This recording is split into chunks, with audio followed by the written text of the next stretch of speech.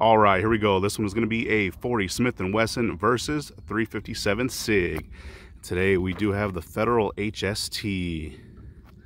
So for the 40, we do have a 155 grain. This one does have just your standard brass case. It is actually discontinued and is in that old school high shock box. And for our 357 SIG, that one does have your nickel plated brass and is also in one of the older generation boxes. So I have done this exact test in the past, but it was through the short barrels. It was my very first gel test. So today we're going through full size. So for the 40, we do have that Beretta 96 FS. That is a full size, full length 4.9 inch barrel. And we do have our Glock 31 for the 357 SIG. Same thing, that is a full size, full length 4.5 inch barrel. So we do have a little bit of advantage in barrel length with that 40, but still should be a pretty fun test. So we will be going through our gel today. It is a 10% block.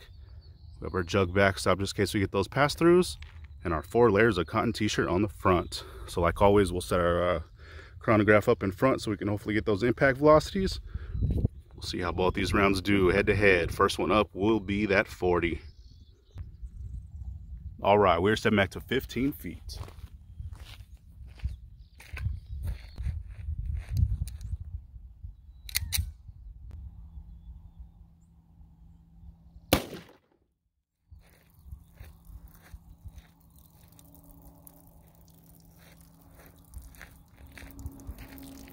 All right, let's see how we did on that one.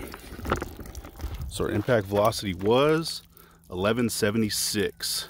So a little bit lower than usual. I'm usually in about the 1230 area, but still not too bad. And it looks like we do have a leaker, so we definitely made it through. So let's see how this one did. This one aside. All right, so here is our entry hole on that one. Looks like we got a decent hit. You can actually see down in there. And that one does have a pretty good start pattern so far. So let's check it out from the top.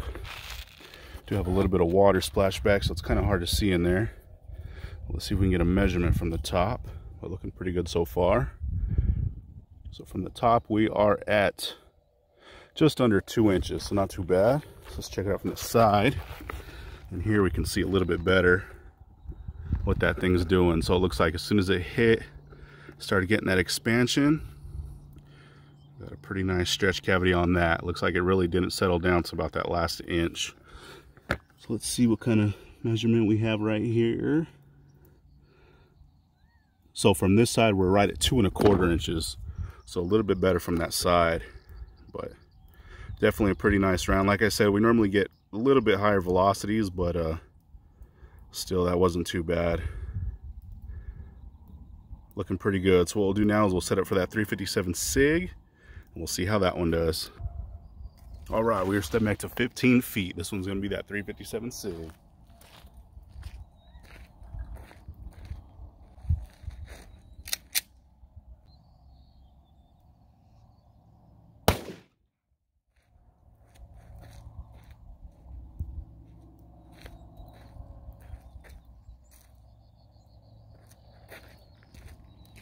All right, let's see how we did on that one. So our impact velocity on that was 1431, so it's actually really good. It's about average of what I'm getting for that round. All right, looks like we got a pretty good leaker on this one, so definitely made it through at least to that first jug. So let's check it out. So there is our entry hole. Looking pretty good so far. You can actually see those big old spiral cuts down in there. Pretty nasty looking.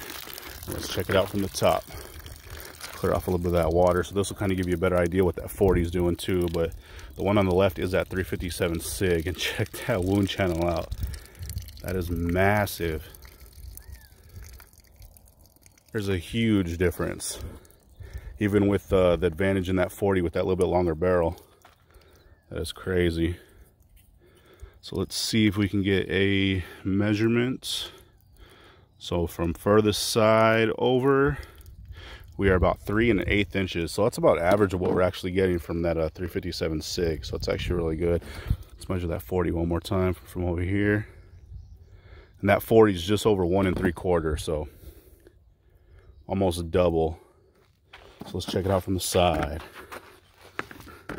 So yeah, it's looking really good. So same thing, it looks like this one came in. Let's kind of get this gel out of the way, or this jug. And let's make sure we caught it. Yeah, we caught it in that first jug, so that's good. So it looks like we came in, started opening up immediately. That is one nasty wound channel right there. This one doesn't look like it really settled down to about that last inch. So that's really awesome right there. So let's see. From the side, we are at 2 3/4 inches. So like always, it looks like that top track, or from the top view, it looks like it did spread out a little bit more. That's very impressive right there. Especially in HST, moving at 357 mag speeds. That's very cool. So what we'll do now is we'll check those wound channels out one more time from the top, and then we'll compare these rounds. All right, once again, let's check these things out. Those things are super impressive. I hope the camera's really picking up what that thing is doing. Super impressive. So the one on the right is that 40, one on the left is that 357 SIG. So let's check that 40 out. So like I said, as soon as it came in, started expanding. Got some pretty good disruption through that gel. It looks like it carried almost all the way through until about that last inch. It started to settle down. That one did make it into that first jug, so that's good. And here's that 357 SIG channel. Same thing with this one. Looks like maybe about 1/4 inch in, started opening up. And it looks like it pretty much blew up. There's a few fragments down in there.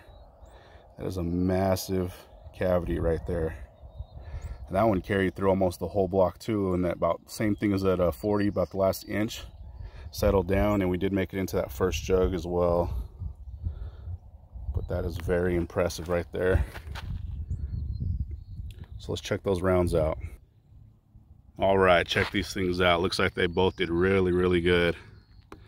Got some really nice expansion on both of them. The one on the right is the 40, one on the left is that 357 SIG. So got some really good expansion right there. We got some perfect mushrooming, perfect flowering on that one. Peel those petals right back to the end of that bullet. Looking really good. That 155 is one of my favorites for that 40 for sure. You can kind of see that cotton texture pattern on those petals. So there's that 40, and here's that 357. This one looks like it pretty much maxed out to its breaking point, because I did shear a few of those petals off in the gel. Same thing, that texture pattern. And these petals look like they peeled back just a little bit further than the end of that bullet, and they started to peel over that base. So it was really moving. Almost 1,450 feet per second. That's pretty impressive for an HST. But looking really good. So here's from underneath. You can see that 40 is just a little bit bigger. Not by much though. That 357 SIG was definitely opening up pretty wide. But they're both pretty impressive. Always fun to do.